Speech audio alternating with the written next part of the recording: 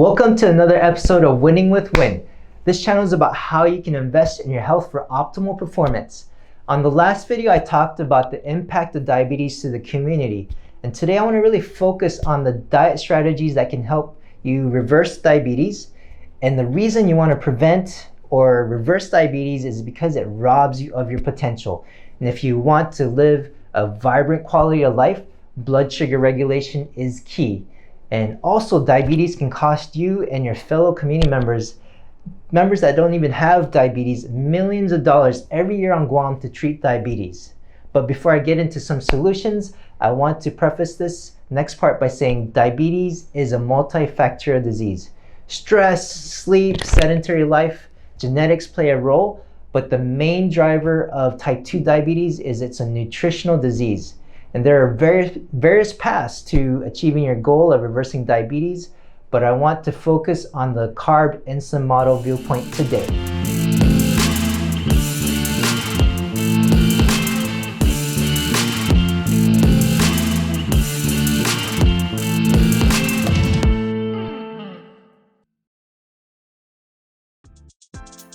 To understand this model, we have to understand the function of insulin hormone, which is secreted by the pancreas.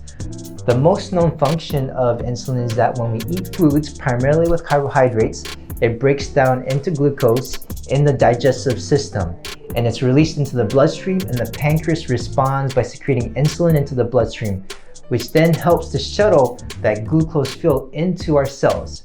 And every cell in our body has insulin receptors. Our muscles, our liver, our brain, even our bones, and even our fat cells. And the action of insulin in various cells may differ.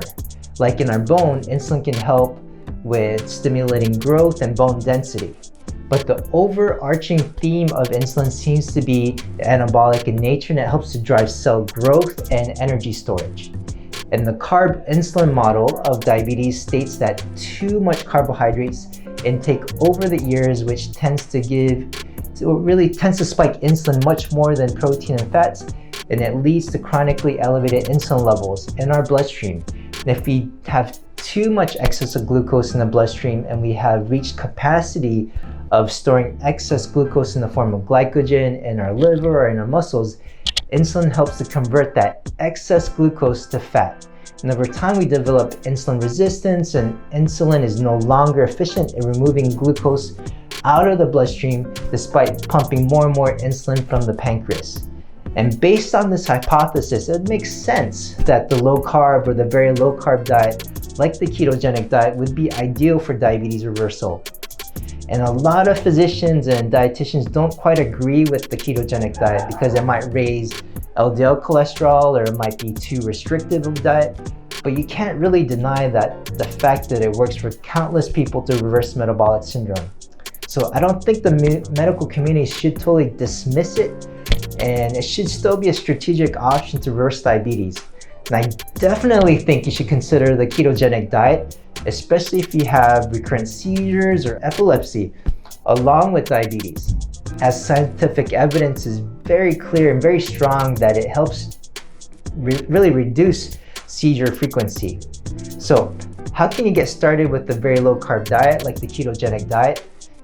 There's a lot of sources you can learn from about the ketogenic diet these days. One recommendation might have is a book by Mark Sisson, The Keto Reset Diet, which you can get. Or you can also follow people like Thomas DeLauer, Jason Fung, Dr. Boz on the YouTube channel. But first, I want to really visit my friends at BocoBox and give you an idea of what a full keto diet looks like on a full day.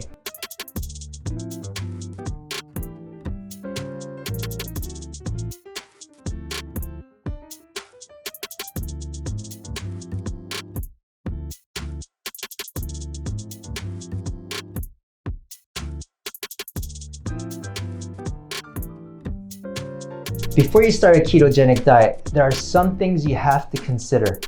If you're on diabetes medicine, especially insulin, I would definitely recommend working with a knowledgeable clinician because you might need some help adjusting your medications. You might need some help and close supervision of monitoring your glucose. You might troubleshoot symptoms that might arise from the diet. You might need some help managing electrolyte depletion or monitor lab markers like your lipid panel. So, am I saying that the ketogenic diet is the only diet or the end-all be-all diet for reversing diabetes? Absolutely not. You can reverse diabetes even on a low-fat diet, or most diets that help you consistently get in a caloric deficit.